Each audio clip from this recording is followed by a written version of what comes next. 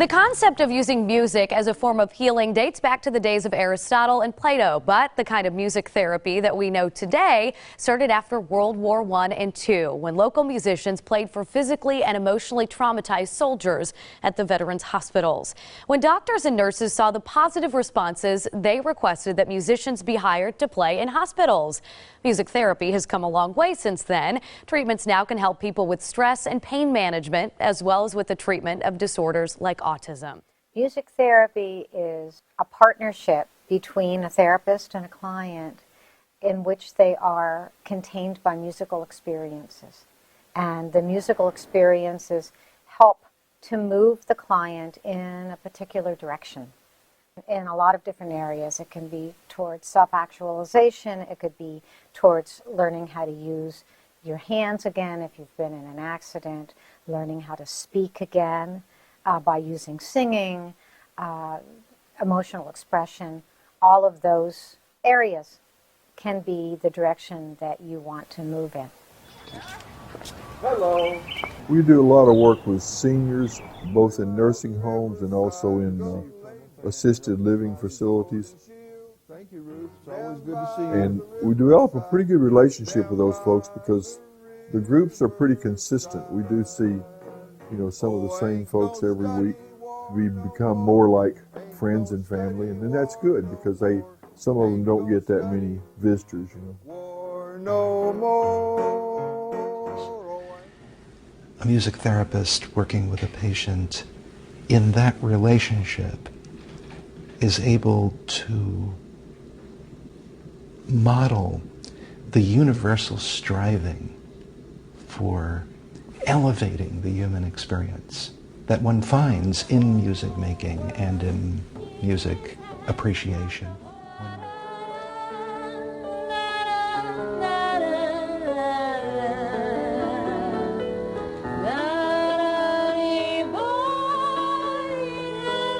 Well, I perceive music therapy as another form of integrative therapy that helps support patients, cancer patients, patients with chronic disease, as well as people who are just dealing with everyday stress and strain. It's alongside of conventional therapy. They're being used together. For example, using music therapy alongside of chemotherapy for a child with acute lymphocytic leukemia. It helps the child, it helps the staff, it helps the family. It reduces discomfort. There's good evidence to show that these integrative therapies, these complementary, these supportive therapies are reducing symptomatology. After hundreds of years of realizing what kind of an effect music had on human emotion and even on human physicality, we've started to say, how can we take music and customize it to have a specific effect to deal with a specific person's set of problems? And I think that's so very exciting. It allows the music therapist to do something I can't do, that is to address individually the needs of the people that are in their care.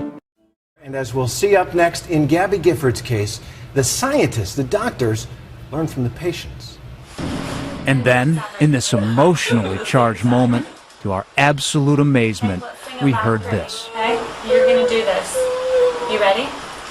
This little light of mine, I'm gonna let it shine. Remember, at this point, she couldn't say the word light. Suddenly, there she was, singing that word and a whole lot more. I'm gonna let it shine, let it shine, let it shine, let it shine. Excellent. Well, good morning. Gabby, how do you do? Megan Morrow is Gabby's music therapist. Why is it that someone who can't speak can sing? Because music is accessed in many different areas of the brain that aren't designated for language.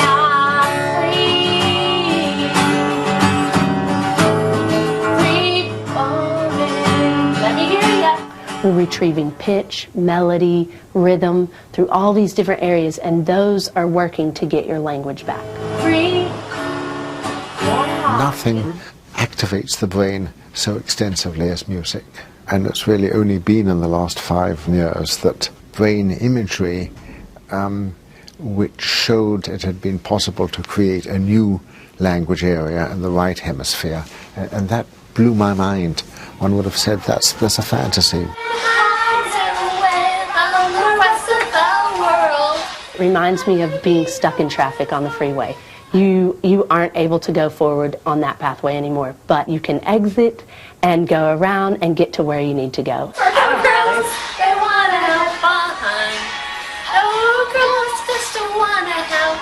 In therapy, phrases are combined with music. I am fine. I am fine. Then gradually, the music fades away, and the words can stand on their own. So what are you going to tell him? Yes. Give me a kiss. Right now.